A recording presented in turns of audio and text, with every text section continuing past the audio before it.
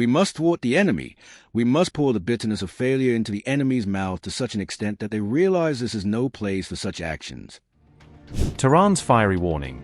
Iran ready to fight for 20 generations. As tensions with Washington reach a dangerous new level, Iran warns Trump, try to redraw the map, and face decades of war with us, as Tehran vows to resist any territorial pressure. Iran dares Washington as Trump tightens the economic noose, with Tehran refusing to buckle under mounting sanctions pressure. Hatami's ultimatum to America: Iran will not surrender an inch, as its top commander warns against any attempt to reshape the country. We must thwart the enemy. We must pour the bitterness of failure into the enemy's mouth to such an extent that they realize this is no place for such actions. The idea that someone can rise from the other side of the world and come here to change our country's map, you are mistaken. We will say we are at war for 10 generations, 20 generations, and we will certainly not let such a thing happen. The only way is to make them understand through the language of force that they cannot do what they want. Iran mocks desperate Trump as Washington dangles a fresh sanctions threat, but Tehran refuses to back down. Tehran's top diplomat accuses Washington of bullying Iran, as the latest US pressure campaign triggers a furious response. US sanctions fail to shock Mujtaba. Iran vows a tit-for-tat response as tensions with Washington rise again. Same kind of bullying seen before. Tehran unfazed by Trump's latest threat, as Iran warns it will strike back. This is a repetitive scenario, from the crippling sanctions imposed during the Obama administration, to the maximum pressure campaign during Mr. Trump's first administration, and now to the latest sanctions. All of these measures have been introduced under different titles, but they represent the same kind of bullying that we have always seen in American policy. In other words, it is the same movie they keep playing over and over again. We know this movie, so we know how to confront and deal with it. The fact that the United States has once again moved from military threats, saying that it will strike and so on, to reviving its old plan shows that they are truly desperate and have no solution when it comes to the great Iranian nation. Therefore, they keep bringing their old plans back onto the scene.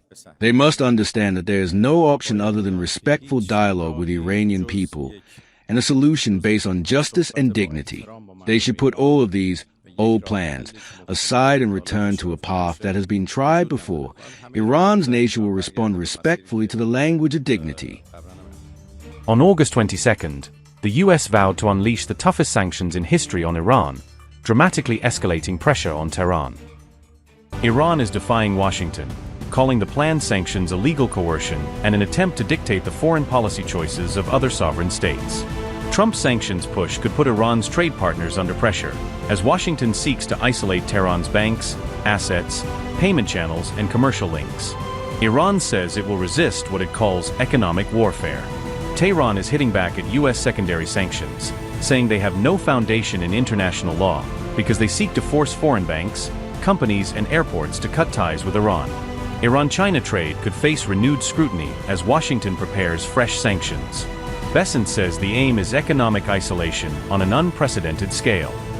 U.S. Treasury Secretary Scott Bessent is due to unveil new sanctions on Iran on August 24th, as Washington steps up its pressure campaign against Tehran. Bessent has promised what he calls the toughest sanctions in history, combining economic restrictions with a continuing U.S. blockade of Iranian ports. Iran's foreign ministry calls the planned U.S. measures an act of economic warfare, saying Washington is escalating pressure far beyond Iran itself. Foreign Ministry spokesperson Ismail Baghiai says the sanctions assert U.S. authority over every independent member state of the United Nations.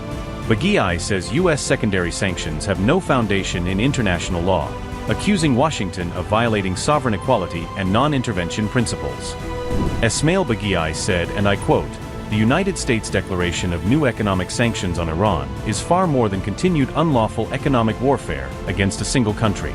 It is an assertion of extraterritorial sovereignty over every independent member state of the United Nations. No state may lawfully compel foreign banks, enterprises, or airports, each subject to the exclusive jurisdiction of its own sovereign, to renounce lawful commerce with a third state. Such secondary sanctions find no foundation in international law."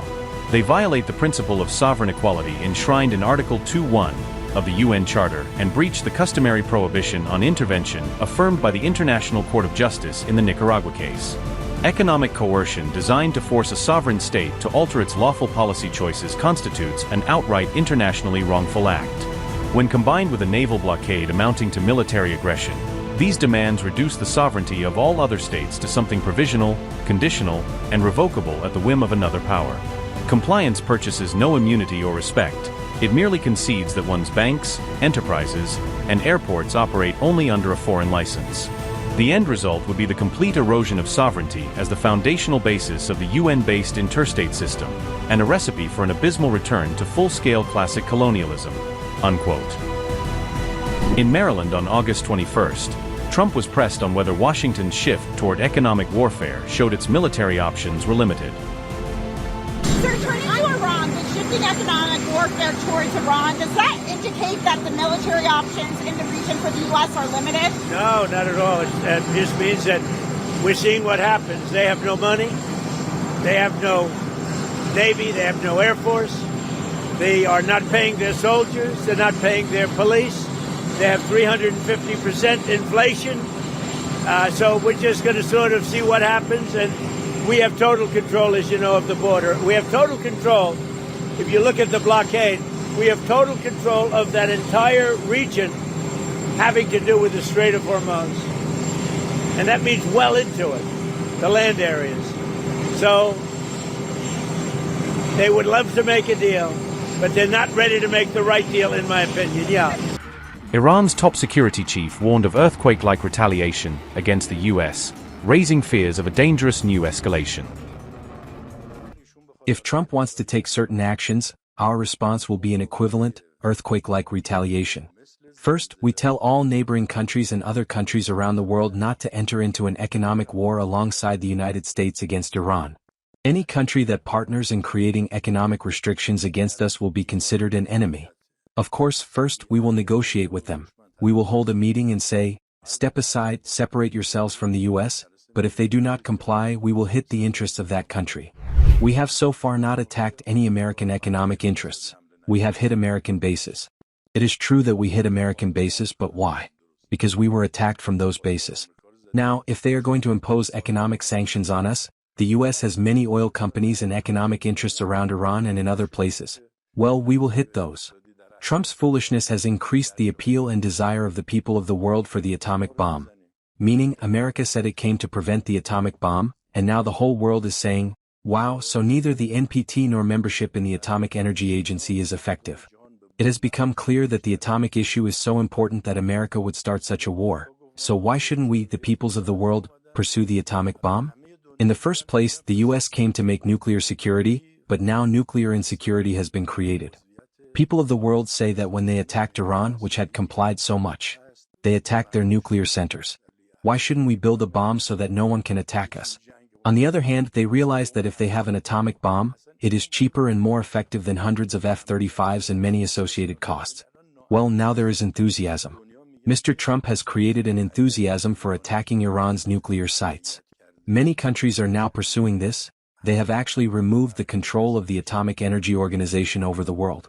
Well, wasn't that foolish?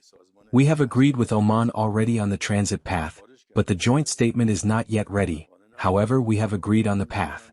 I advise the Americans not to deploy any additional forces. If they add forces, we will strike that very base. If they make any movement along the southern route of Strait of Hormuz, we will hit them. Any meeting they hold, if we discover it, if they are meeting with counter-revolutionary groups somewhere, we will strike that location. Therefore, it is not that we are staying silent. We are not silent, but currently our attacks are entirely calculated.